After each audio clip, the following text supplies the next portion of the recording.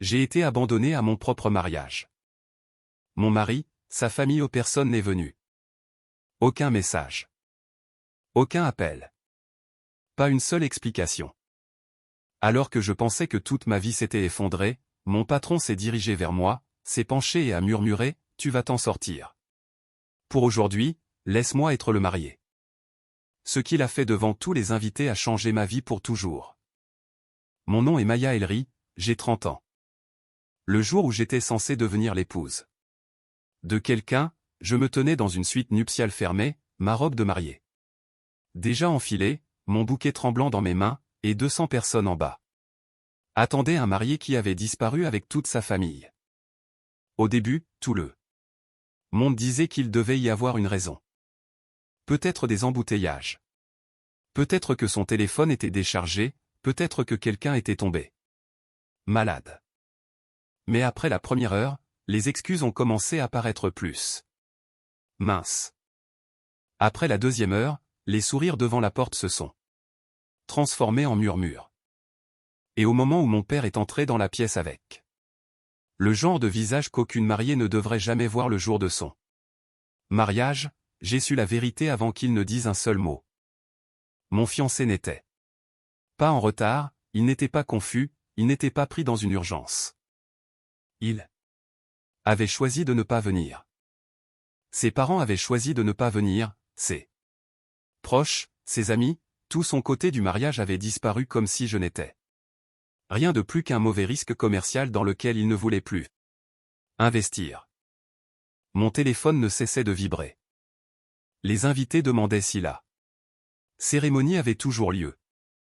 Ma sœur essayait de calmer les gens. La planificatrice pleurait dans le couloir.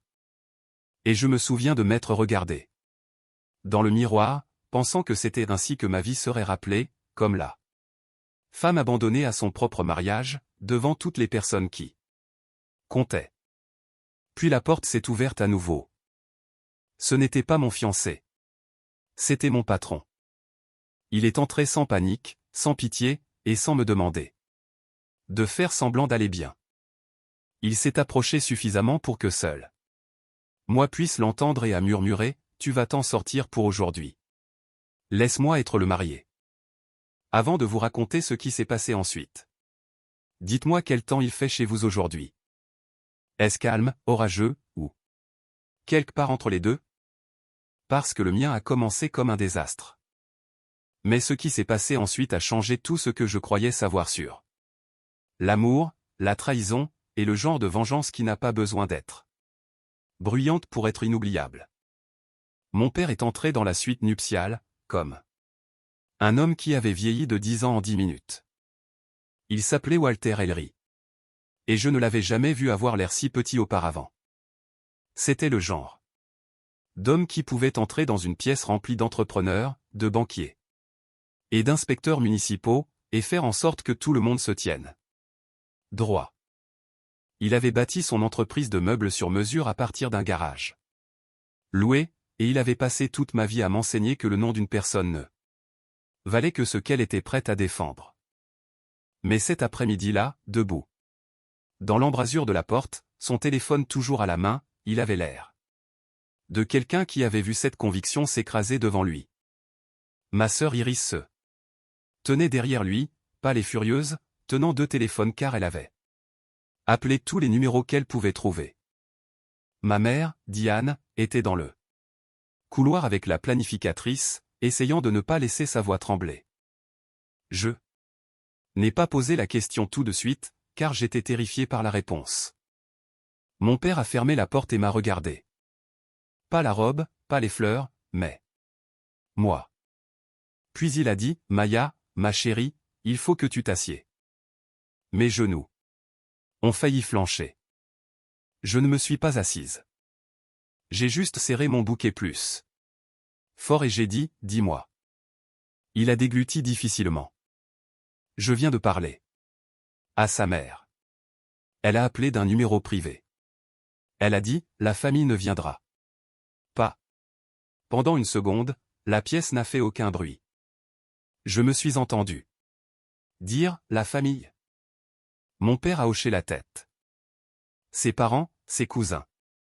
Les partenaires commerciaux de leur côté, la plupart de ses amis, ils sont partis ou injoignables. Les quelques-uns qui étaient déjà en bas sont partis par l'entrée latérale il y a environ 20 minutes. Iris s'est avancée et a dit. Ils ont dit à la planificatrice qu'il y avait eu un problème de transport, mais c'était un mensonge.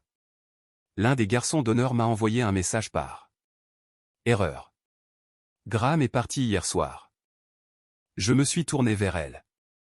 Graham est parti hier soir. Iris avait l'air de vouloir casser quelque chose. Il n'était pas coincé dans les embouteillages. Il n'était pas malade. Il a quitté Chicago la nuit dernière, à bord d'un jet de la compagnie, après minuit. Je lui avais parlé la veille au soir. Il m'avait dit qu'il m'aimait. Il m'avait dit qu'il avait hâte de me voir au bout de l'allée. Et tandis que j'essayais de dormir, ma bague de fiançailles pressée contre ma poitrine, il montait dans un jet et me laissait derrière lui. J'ai demandé, où est-il allé? Personne n'a répondu assez vite. J'ai redemandé, plus fort cette fois. Où est-il? Mon père a regardé le sol. Puis il a dit que sa mère n'avait pas voulu le dire. Clairement, mais qu'Ethan Eroer avait envoyé un message à Iris. Il est à Aspen. Avec quelqu'un qui s'appelle Serena Voss. Le nom m'a frappé car je le connaissais. Serena Voss était l'influenceuse lifestyle engagée pour promouvoir la nouvelle campagne de bien-être du complexe de la famille Ashford. Elle avait des cheveux parfaits, une peau parfaite, et une voix qui faisait ressembler chaque compliment à une insulte. Je me suis souvenu de la façon dont elle touchait la manche de Graham quand elle riait. Je me suis souvenu de la façon dont il me disait que j'imaginais des choses quand je lui demandais si quelque chose se passait. Je me suis souvenu de m'être excusé auprès de lui d'être insécure. La voix de mon père s'est abaissée. Sa mère a dit que Graham avait besoin de temps pour réfléchir. Elle a dit que la famille ne pouvait pas s'attacher à l'incertitude. Elle a dit qu'il discuterait du remboursement plus tard. J'ai ri une fois, mais c'est sorti vide. Remboursement, pas excuse, pas honte. 200 personnes étaient en bas, dans une salle de bal en vert, au bord du lac Michigan, attendant sous des lustres et des orchidées blanches. Et la famille, qui avait souri sur nos photos de fiançailles, avait décidé que j'étais un inconvénient financier. La planificatrice de mariage, Marlène Frost, a frappé une fois et est entrée sans attendre. Son mascara avait coulé sous un œil. J'ai reporté l'heure de la cérémonie 2 fois, a-t-elle dit prudemment. Les invités posent des questions. Les musiciens ont besoin d'instructions. Le traiteur veut savoir si le dîner doit être retardé. Et les gens postent déjà des photos en ligne, demandant pourquoi le côté du marié est vide. Vide. Ce mot m'a traversé comme de l'eau froide. J'ai imaginé chaque murmure se transformant en poste, chaque poste se transformant en rumeur, chaque rumeur atteignant mes clients, mes collègues, mes futurs projets. La famille de Graham possédait des hôtels-boutiques, des clubs privés et des spas de luxe dans tout le Midwest. Ma société concevait des espaces pour certaines des mêmes personnes qui investissaient dans les complexes de sa famille. Dès lundi matin, mon humiliation serait une histoire de déjeuner dans tous les restaurants chics du centre-ville. J'entendais déjà les versions cruelles. Elle a dû faire quelque chose. Il a dû découvrir quelque chose. Aucun homme n'abandonne une mariée à l'hôtel sans raison. J'ai regardé mon père et j'ai vu ses mains trembler. Il avait sculpté l'arche en noyer lui-même. Il avait passé des week-ends à finir les tables de réception parce qu'il disait qu'aucune de ses filles n'entrerait dans une salle louée qui n'aurait pas quelque chose fait avec amour. Et maintenant, l'amour était devenu une scène de honte publique. Ma mère m'a serré dans ses bras, mais je n'ai pas pleuré. Pleurer rendrait cela réel, et une Partie stupide de moi voulait encore croire que la porte s'ouvrirait et que Graham se précipiterait avec une explication impossible qui arrangerait tout. Mais la porte est restée fermée. La seule chose qui s'est ouverte, c'est mon téléphone, s'allumant encore et encore avec des messages auxquels je ne pouvais pas répondre. Tu vas bien? Le mariage a-t-il toujours lieu? Maya. Qu'est-ce qui se passe? Je me suis regardé dans le miroir. J'ai vu une mariée. Dans une robe parfaite, sans nulle part où aller. Puis j'ai murmuré, il ne m'a pas seulement quitté. Il m'a laissé là pour qu'il regarde. Personne ne savait quoi faire face à un tel silence. Ma mère continuait de me frotter le dos, comme si j'étais une petite fille avec de la fièvre. Iris faisait les 100 pas devant les fenêtres, marmonnant des mots qu'elle n'aurait jamais prononcés. Devant notre père. Marlène essayait de parler professionnellement, mais sa voix ne cessait de se briser, car même les planificateurs de mariage ont des limites. Et voir une mariée abandonnée par toute une famille en était apparemment une. Mon père m'a demandé si je voulais qu'il annonce une urgence. Il a dit que nous pourrions dire à tout le monde que Graham était tombé malade. Nous pourrions blâmer le retard sur une affaire familiale privée. Nous pourrions évacuer la salle de bal discrètement et laisser les gens manger avant de partir. Chaque option ressemblait à une autre façon de jeter un voile sur mon humiliation, afin que Graham puisse rester irréprochable. J'ai ouvert la bouche pour répondre. Mais quelqu'un a frappé à la porte à nouveau. Iris a claqué, pas maintenant. La porte s'est ouverte quand même. L'homme qui est entré n'était pas un parent, pas un garçon d'honneur, pas un photographe à la recherche de drame. C'était Nathaniel Cross, mon patron, le fondateur et PDG de Crossline Design Group, l'homme qui m'avait embauché 5 ans plus tôt, alors que je luttais encore pour être pris au sérieux dans des salles remplies de designers plus âgés avec de meilleures connexions. J'avais vu Nathaniel calmer des investisseurs en colère, sauver des rénovations d'hôtels défaillantes, et négocier avec des milliardaires qui pensaient que l'argent les rendait plus intelligents que tout le monde. Je ne l'avais jamais vu entrer dans une pièce comme s'il avait peur de ce qu'il pourrait y trouver. Il portait un smoking noir, car il m'avait dit des semaines auparavant qu'il avait un gala de charité après ma réception et qu'il pourrait partir tôt. Pendant un instant, personne n'a parlé. Puis il a regardé mon père et a dit, « Walter, donnez-moi 2 minutes avec elle. » Mon père s'est raidi. Iris a croisé les bras. J'aurais dû me sentir gêné que mon patron me voie ainsi, brisée et tremblante dans une robe qui semblait soudain plus lourde qu'une armure, mais Nathaniel ne me regardait pas comme si j'étais brisé. Il me regardait comme si j'étais toujours debout. Mon père a demandé. Pourquoi? Nathaniel a répondu sans me quitter des yeux, parce que chaque personne en bas attend de décider ce que ce jour signifie. Et la seule personne qui devrait décider cela, c'est Maya. C'était la première phrase que quelqu'un prononçait cet après-midi-là qui me donnait l'impression d'avoir un choix. Ma famille a reculé, non pas par confiance exactement, mais par épuisement. Nathaniel s'est approché lentement, s'arrêtant suffisamment loin pour que je puisse respirer. Il ne m'a pas touché. Il a simplement dit, « Jean. C'est assez. Je sais qu'il est parti. Je sais que sa famille s'est retirée. Je sais qu'il y a des gens en bas qui font semblant de ne pas regarder les chaises vides. Et je sais que tu es à environ 3 minutes de laisser leur lâcheté écrire la fin de cette journée. » J'ai dit, « Que suis-je censé faire d'autre? Descendre seul et remercier tout le monde d'être venu me voir abandonné? » Sa mâchoire s'est contractée, mais sa voix est restée calme. « Tu pourrais, si c'est ce que tu veux, je me tiendrai à tes côtés pendant que tu le feras. Tu pourrais tout annuler, si c'est ce que tu veux, j'aiderai ton père à faire sortir tous les invités sans laisser personne t'approcher. Ou tu pourrais descendre cette allée quand même. Je l'ai fixé. Il n'y a pas de mariée. » Nathaniel a pris une inspiration, puis m'a laissé là. La pièce a changé. Iris a arrêté de faire les 100 pas. Ma mère a fait un petit son.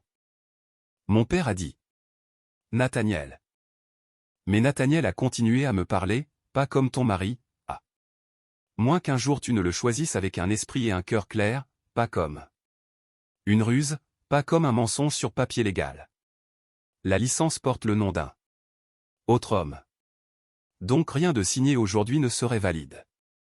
Et je ne te demanderai jamais de faire quelque chose de malhonnête, mais comme une cérémonie symbolique, comme un vœu public que tu n'as pas été laissé seul. Oui, je peux me tenir là. Je peux prendre la place qu'il a abandonnée. Je peux m'assurer que la dernière image dont ses invités se souviendront ne soit pas toi. Humilié. Mon cœur battait si fort que j'ai à peine entendu mon père dire. C'est fou. Nathaniel l'a enfin regardé. Peut-être, mais ce qu'ils ont fait est cruel, et la cruauté compte sur le fait que les gens sont trop choqués pour réagir. Walter, ta fille n'a pas à disparaître parce que leur fils l'a fait. J'ai murmuré, pourquoi risquerais-tu ta réputation pour moi? Il m'a regardé et quelque chose a bougé derrière ses yeux. Quelque chose de plus ancien que cet après-midi. Quelque chose qu'il avait gardé enfoui si soigneusement que je ne l'avais jamais vu auparavant. Parce qu'il t'a laissé seul, a-t-il dit. Et personne ne mérite de rester seul le jour où l'amour lui a été promis. J'ai voulu pleurer alors. Non pas parce que je l'aimais, pas encore.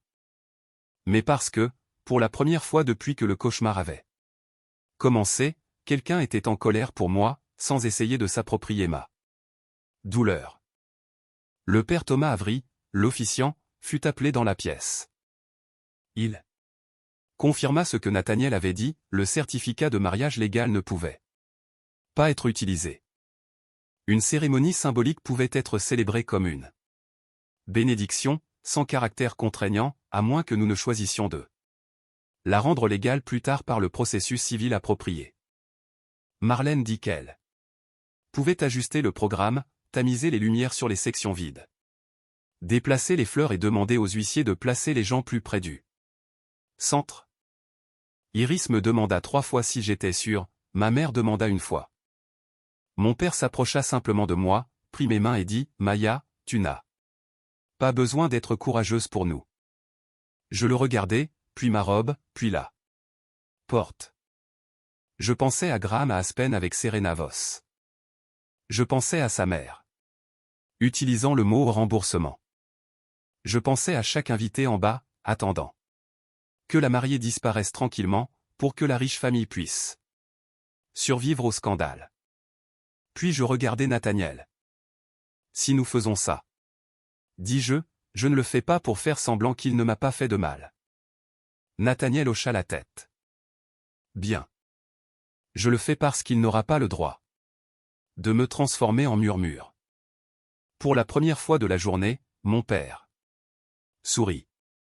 Non pas de joie, mais de fierté. Nathaniel plongea la main dans sa veste et en sortit une simple bague en argent, suspendue à une fine chaîne. Elle appartenait à mon père, dit-il doucement. Je la porte depuis sa mort. Si tu veux quelque chose pour la cérémonie, tu peux l'utiliser. Seulement si tu veux. Je touchai la bague de mes doigts tremblants. Elle était chaude d'avoir été près de son cœur. Cela aurait dû m'effrayer. Au lieu de cela, cela me calma. Je regardai tout le monde dans cette pièce et dis, alors dites-leur que la cérémonie commence dans 20 minutes. 20 minutes ne suffisent pas pour reconstruire un mariage, mais c'est assez de temps pour reconstruire la colonne vertébrale d'une femme.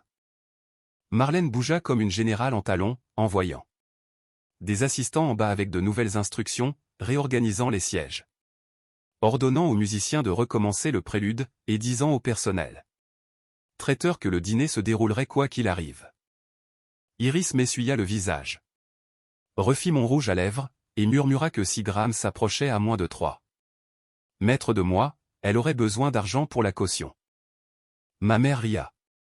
Travers ses larmes, ce qui me fit rire aussi.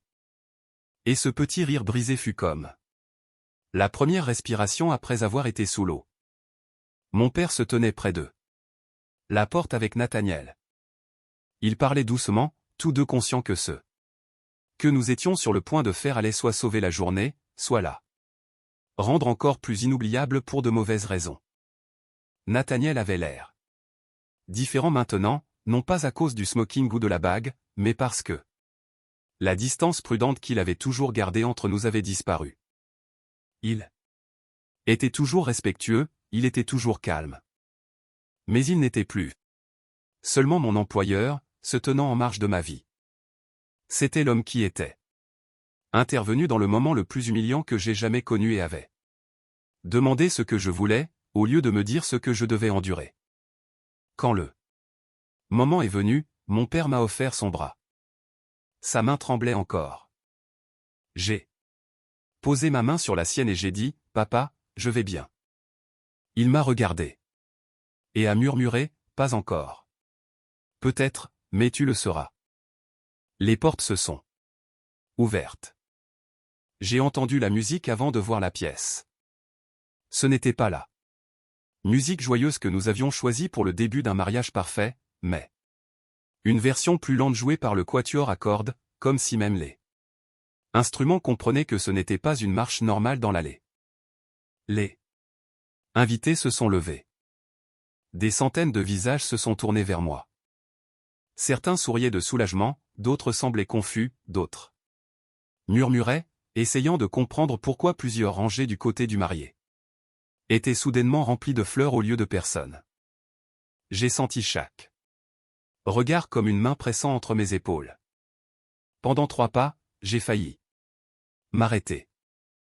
Puis j'ai vu Nathaniel. Il se tenait sous l'arche de noyer que mon père avait construite, ne faisant pas semblant d'être Graham, n'essayant pas d'agir comme s'il avait sa place là, mais se tenant avec une certitude tranquille qui disait que je n'aurais pas à atteindre la fin seul. J'ai avancé. Et à chaque pas, la honte a changé de forme. Elle n'a pas disparu, elle est devenue de la colère, puis elle est devenue de la concentration, puis elle est devenue quelque chose de proche du pouvoir. Graham avait prévu de me laisser comme un siège vide, une mariée brisée, une histoire que les gens raconteraient en buvant du vin. Au lieu de cela, je marchais dans l'allée vers un homme qui avait choisi le courage à l'exact endroit où Graham avait choisi la lâcheté. Quand mon père a placé ma main dans celle de Nathaniel, il s'est penché vers lui et a dit quelque chose que je n'ai pas entendu. Plus tard, j'ai appris que mon père avait dit, « Ne me faites pas regretter de vous avoir fait confiance pour ce qui reste de cette journée. » Nathaniel avait répondu, « Je protégerai son choix, je ne le revendiquerai pas. » C'était la différence entre lui et l'homme qui m'avait quitté. Le père Thomas commença la cérémonie avec des mots qui n'étaient pas imprimés dans le programme. « Chers amis et membres de la famille, dit-il, aujourd'hui, les choses ne se sont pas déroulées comme prévu, mais l'amour n'est pas prouvé par des plans parfaits. Il est prouvé par la présence, par le courage et par la volonté de rester aux côtés de quelqu'un quand il serait plus facile de partir. » Un murmure parcourut la foule. Les gens savaient alors, pas tout, mais suffisamment. Assez pour comprendre que quelque chose s'était terriblement mal passé, et que j'étais toujours là quand même. Nathaniel tenait mes doigts comme s'ils étaient quelque chose qui lui avait été confié, pas quelque chose qu'il possédait. Quand ce fut son tour de parler, il me regarda, pas l'assistance. « Maya, dit-il, je ne peux pas réparer la douleur que ce jour t'a apportée. Je ne peux pas effacer les chaises vides ou le silence avant ce moment. Mais je peux promettre ceci, tant que tu me permettras de rester à tes côtés, tu n'affronteras pas cette pièce, ni aucune autre après elle, en croyant que tu as été laissé parce que tu n'étais pas assez bien. Tu es assez bien.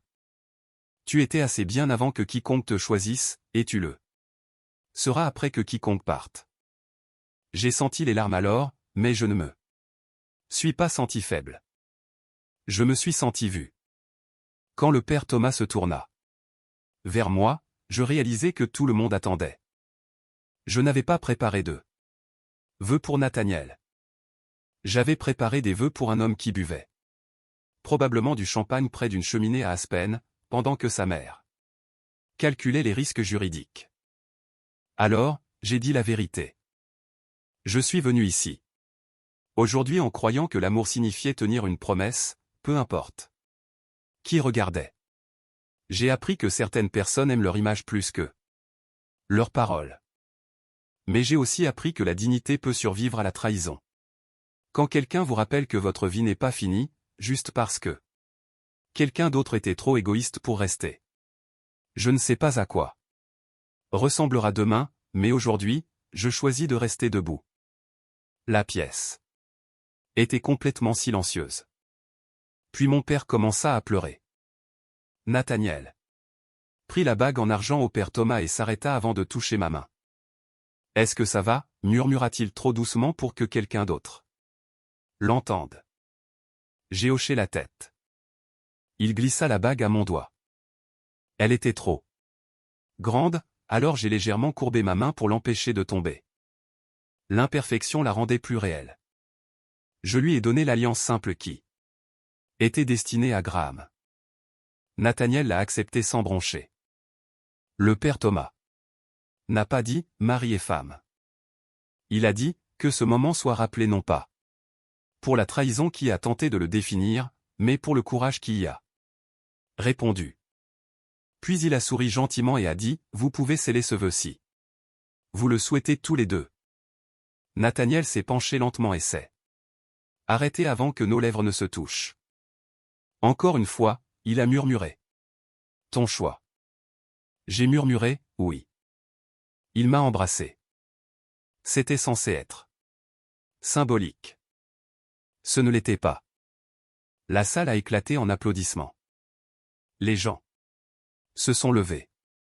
Ma mère a sangloté.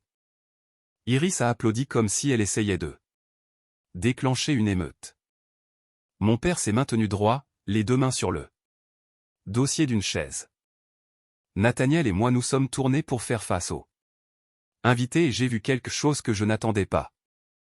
Non pas de la pitié, mais du respect. La réception qui a suivi aurait dû sembler fausse, mais ce ne fut pas le cas. Elle était étrange, tendre, fragile et vivante. Les gens me félicitaient avec des regards attentifs. Certains me serraient dans leurs bras plus longtemps que nécessaire. D'autres me serraient la main d'une manière qui me disait qu'ils comprenaient plus qu'ils ne le diraient jamais à voix haute. La première danse commença, car Marlène refusa de laisser le désastre l'emporter. Nathaniel tendit la main. « Seulement si tu le veux, dit-il. » Je regardais la pièce, les invités, les caméras, les fleurs couvrant les sièges vides. Puis je le regardais. « Je veux finir ce que j'ai commencé. » Il me mena sur la piste. Nous dansâmes lentement, pas encore comme des amants, pas non plus comme des étrangers. À mi-chemin de la chanson, il dit « Respire, Maya. Tu as traversé le pire. » Je levai les yeux vers lui et dis « Est-ce que c'est le cas ?» Son expression s'assombrit juste assez pour que je comprenne. « Non, dit-il. Mais maintenant tu n'affronteras pas le reste seul. » Au moment où le dîner fut servi, l'histoire avait déjà commencé à changer. Les gens ne savaient pas exactement ce qui s'était passé, mais ils en savaient assez. Graham Ashford et sa famille avaient disparu, et Nathaniel Cross était intervenu sans demander d'applaudissements.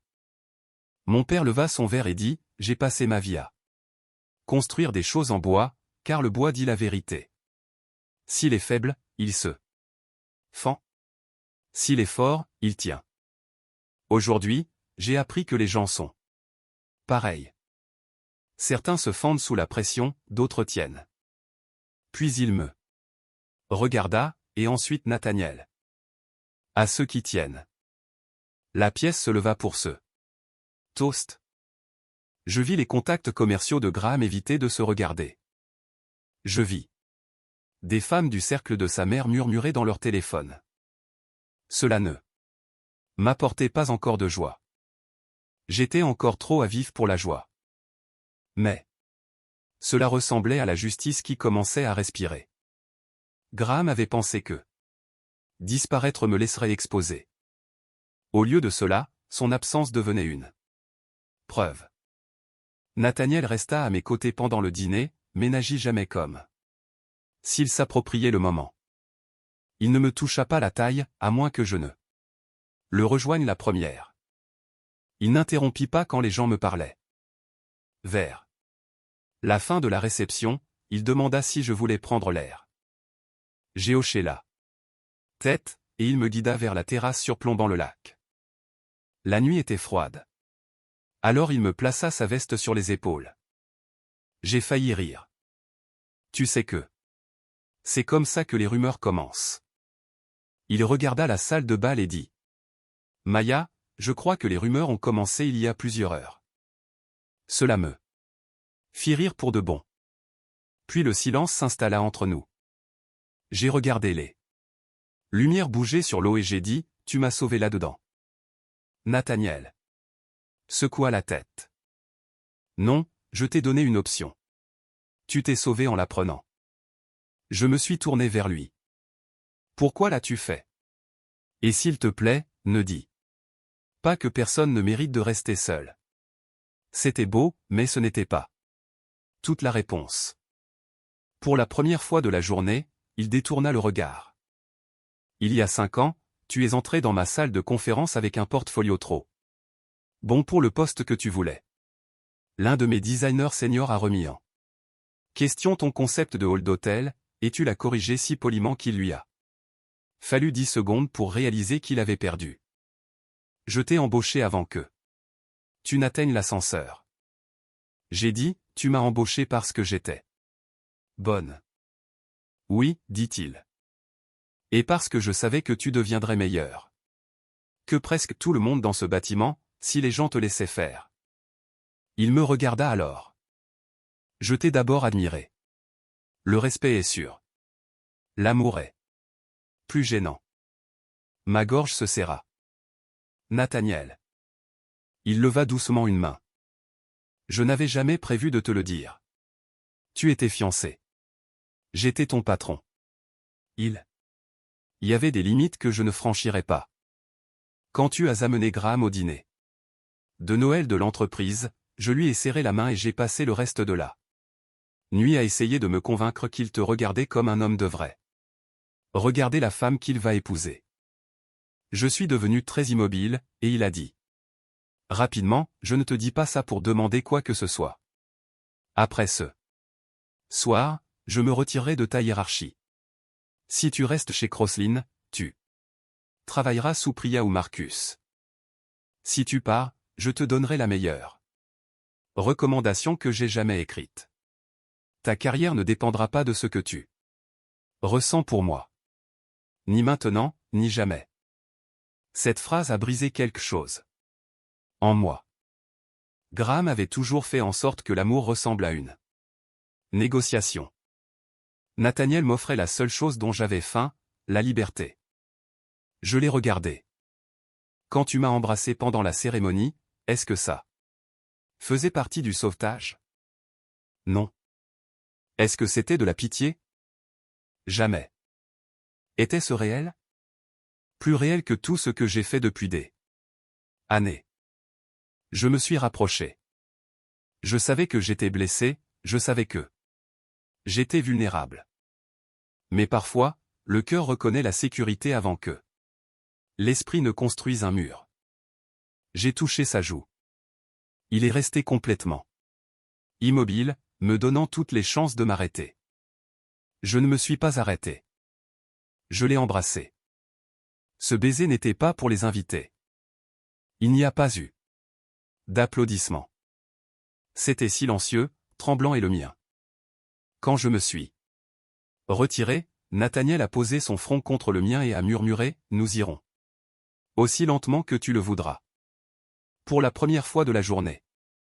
L'avenir ne ressemblait pas à un couloir vide. Il ressemblait à une porte que je pourrais un jour choisir d'ouvrir. Graham Ashford est revenu 17 jours plus tard. Bronzé, vêtu d'un manteau de cachemire, avec la confiance d'un homme à qui personne d'important n'avait jamais dit non. C'était un jeudi froid et pluvieux. À Chicago.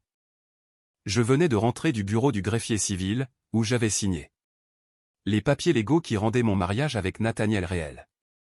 Non pas parce que la cérémonie symbolique m'y avait forcé, non pas parce que j'avais besoin de vengeance.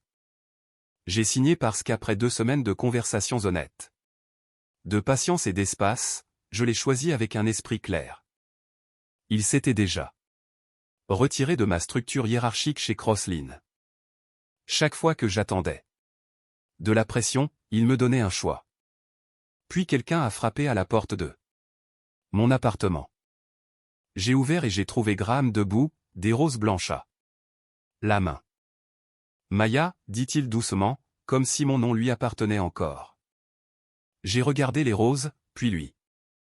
Tu as 30 secondes pour expliquer pourquoi tu es à ma porte. Il cligna des yeux. Je sais que tu es en colère. Non. Dis-je, la colère, c'était la semaine dernière. C'est autre chose. Il a demandé à entrer. J'ai dit, absolument pas. Il a soupiré, comme si j'étais difficile. Maya, s'il te plaît. J'ai fait une erreur. J'étais dépassé. Ma mère me harcelait. L'expansion du complexe, les investisseurs, la pression du contrat de mariage, tout ça m'a monté à la tête. Serena était juste quelqu'un qui écoutait. J'ai ri avant de pouvoir me retenir. Elle a si bien écouté que tu t'es envolé pour Aspen avec elle la veille de notre mariage. Son visage est devenu rouge. Ce n'était pas comme ça. Alors, comment était-ce? Il a jeté un coup d'œil dans le couloir, craignant qu'un voisin n'entende. Ce petit mouvement m'a tout dit. Même maintenant, sa vraie peur n'était pas ce qu'il m'avait fait, mais qui pourrait le découvrir. Je suis sorti dans le couloir et j'ai fermé ma porte derrière moi. Laisse-moi te faire gagner du temps. Tu ne m'as pas perdu quand tu es monté dans ce jet. Tu m'as perdu quand tu as laissé ta mère appeler mon père, parce que tu étais trop lâche pour m'appeler toi-même. Son expression s'est durcie. J'ai entendu ce qui s'est passé après. J'ai entendu que tu as laissé Cross te remplacer. J'ai entendu que tu en as fait tout un spectacle. Quelque chose de froid m'a traversé. J'en ai fait un spectacle? Tu aurais pu annuler discrètement. Au lieu de cela, tu as embarrassé ma famille. Ta famille s'est embarrassée elle-même. Tu as épousé ton patron. Devant tout le monde pour me punir. J'ai souri, non pas gentiment. Premièrement, la cérémonie était symbolique. Rien d'illégal ne s'est passé. Deuxièmement, Nathaniel ne m'a pas épousé ce jour-là. Il s'est tenu à mes côtés. Parce que tu t'es enfui. Troisièmement, si tu es venu ici espérant retrouver la femme que tu as laissée pleurer dans une suite nuptiale, elle n'est plus disponible. Graham me fixa. Qu'est-ce que ça veut dire? J'ai levé ma main gauche. La bague en argent du père de Nathaniel avait été redimensionnée. En dessous se trouvait une alliance simple de la cérémonie au tribunal. Le visage de Graham a complètement changé. Non. Oui, je suis légalement marié à Nathaniel Cross. Dès cet après-midi, il a eu l'air de recevoir une gifle. Tu t'attends à ce que les gens croient que rien ne se passait? Je me suis rapproché. Fais attention, Graham. Tu ne veux pas faire d'accusation quand j'ai suffisamment de preuves pour enterrer la version que ta famille vend. Ses yeux vacillèrent. Quelle preuve? Je lui ai montré des captures d'écran. Le message d'Ethan disant que Graham était parti la veille au soir. Une photo de Graham et Serena montant à bord du jet de la compagnie Ashford. Un message vocal de Margaret Ashford discutant de l'image de Mark au lieu de ma douleur. Une chaîne de mai sur la façon de présenter le mariage annulé comme ma dépression émotionnelle si la presse posait des questions. Graham pâlit. Tu n'as aucune idée de ce que tu fais. Ma famille peut te ruiner. Ta petite carrière de designer dépend de gens comme nous. Je le regardais un long moment. Voilà l'homme que j'avais failli épouser. Le vrai. Celui qui pensait que l'amour était une échelle et que quiconque en dessous pouvait être piétiné. J'ai ouvert la porte de mon appartement. Il laissa tomber les roses à mes pieds. Tu regretteras de l'avoir choisi. Je baissai les yeux vers les fleurs, puis vers lui. Graham, le choisir n'était pas la vengeance. Ne pas te choisir l'était. Je fermai la porte. 3 jours plus tard, Margaret Ashford fit une déclaration à un blog de l'hôtellerie de luxe, affirmant que son fils s'était retiré du mariage en raison de préoccupations concernant mon instabilité émotionnelle et ma proximité inappropriée avec Nathaniel. C'était élégant, cruel et faux. Mon avocate, Rebecca Sloan, publia la chronologie, les détails du mariage abandonné, les registres du jet de la compagnie, les messages, et le message vocal de Margaret. L'équipe juridique de Nathaniel confirma qu'il s'était retiré de ma chaîne hiérarchique avant notre mariage légal, et le père Thomas confirma que la cérémonie du jour du mariage avait été symbolique. Puis Serena Voss apparut en ligne.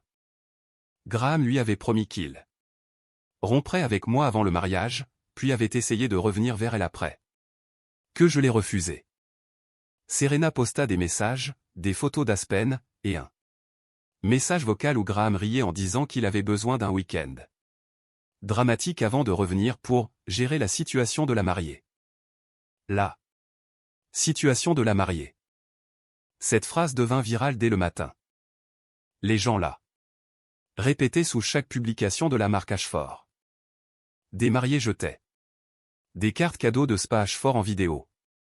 D'anciens employés partageaient des histoires d'heures supplémentaires impayées et de gestion toxique. Les investisseurs commencèrent à se demander pourquoi un jet de la compagnie avait été utilisé pour l'évasion personnelle de Graham. Le conseil d'administration gela l'expansion de 40 millions de dollars du complexe de bien-être. Un prêteur majeur se retira. 2 partenaires de clubs privés suspendirent leur contrat. En 6 semaines, Graham fut retiré de son rôle de développement exécutif. Margaret quitta le conseil d'administration. Après que le message vocal devint un cauchemar de relations publiques, la famille Ashford vendit 3 spas pour couvrir les dettes de l'expansion effondrée. La dernière chose que j'ai entendue, c'est que Graham avait été envoyé pour gérer un lodge de bien-être en difficulté dans l'Idaho. Loin des caméras, des investisseurs et des femmes qu'il pensait attendre éternellement.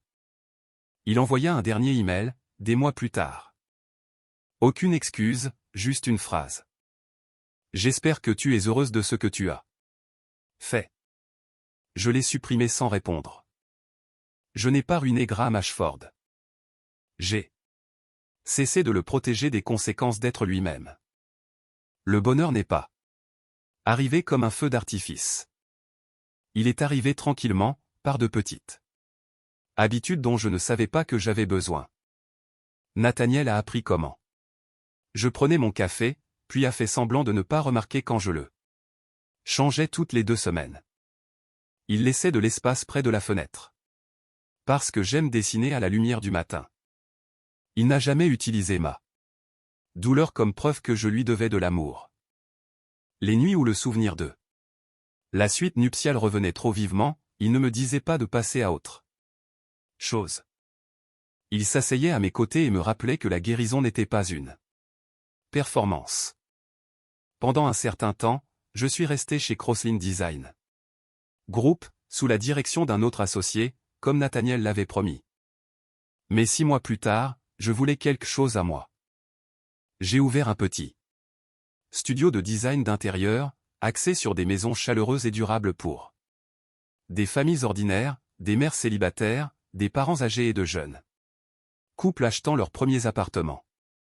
Des gens qui voulaient de la beauté, mais à qui on avait dit que la beauté n'était que pour les riches.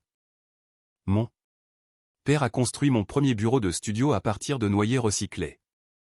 Iris a accroché l'enseigne de travers exprès, car elle disait que la perfection m'avait déjà causé assez de problèmes. Ma mère a apporté de la soupe le jour de l'ouverture et a pleuré quand le premier client est entré. Nathaniel n'a rien investi au début, car je lui avais demandé de ne pas le faire. Je voulais savoir que je pouvais me tenir debout seul. Il a respecté cela. Plus tard, quand le studio a grandi, il est devenu mon plus grand soutien, pas mon sauveur. Cela comptait.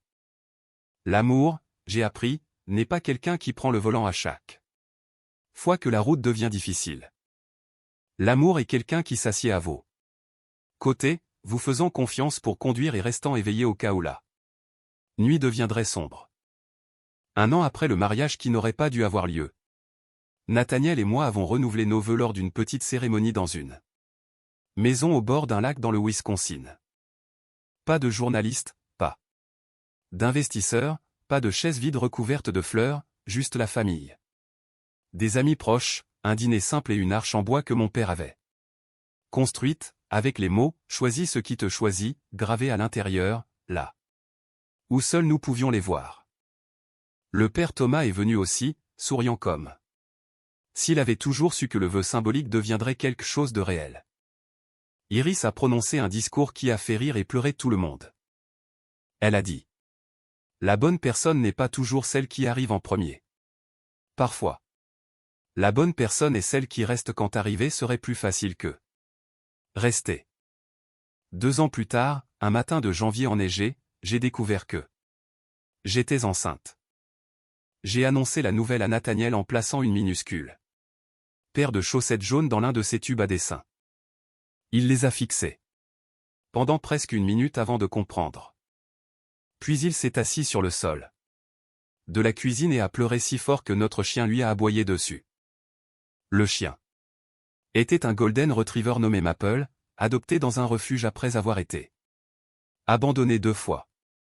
Nathaniel a dit que nous devrions choisir un chien plus jeune.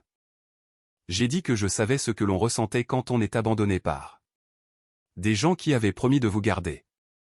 Maple est rentré à la maison avec nous cet après-midi-là et a immédiatement revendiqué le côté du lit de Nathaniel. Il ne s'est jamais plaint. Quant à Graham, je n'ai pas suivi sa vie de près. Je n'avais pas besoin de preuves quotidiennes de sa chute. La dernière chose que j'ai entendue, c'est que le nom Ashford n'ouvrait plus toutes les portes qu'il ouvrait autrefois. Leur entreprise a survécu, mais plus petite. Plus discrète, humiliée par le scandale qu'ils avaient essayé de me faire. Porteur. Margaret ne s'est jamais excusée. J'ai cessé d'en attendre une. C'était une autre leçon. La clôture ne vient pas toujours de la personne qui vous a blessé. Parfois, la clôture est le jour où vous réalisez que leurs excuses ne changeraient pas votre avenir. De toute façon, avec le recul, je comprends quelque chose que je ne pouvais pas comprendre dans cette suite nuptiale. Être abandonné n'était pas la fin de mon histoire. C'était la révélation d'un mensonge que j'avais pris pour de l'amour. Graham me laissant à l'hôtel assemblé.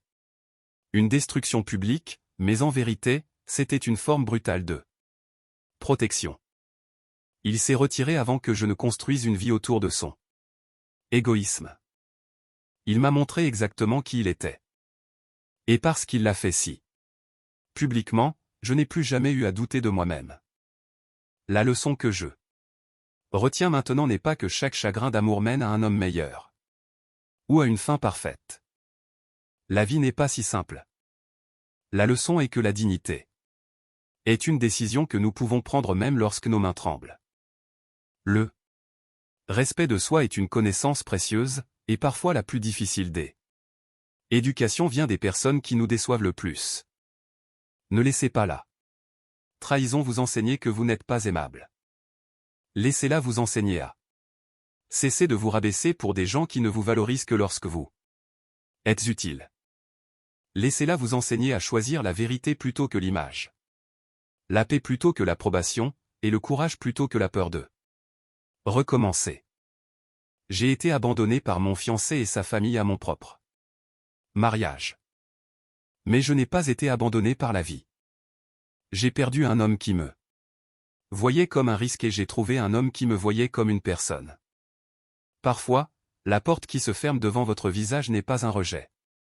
Parfois, c'est une protection, et parfois, la personne qui vous quitte devant tout le monde ne fait que laisser de la place à la personne assez courageuse pour se tenir à vos côtés, quand tout le monde regarde. Merci d'avoir soutenu notre ombre et d'être resté jusqu'à la fin. Cette histoire est fictive et destinée uniquement à des fins de divertissement, d'éducation et de réflexion narrative. J'espère qu'elle vous rappellera que chaque étape après la trahison peut être satisfaisante, mais la victoire la plus profonde est de devenir suffisamment paisible pour que les personnes qui vous ont blessé n'aient plus de pouvoir sur vos émotions.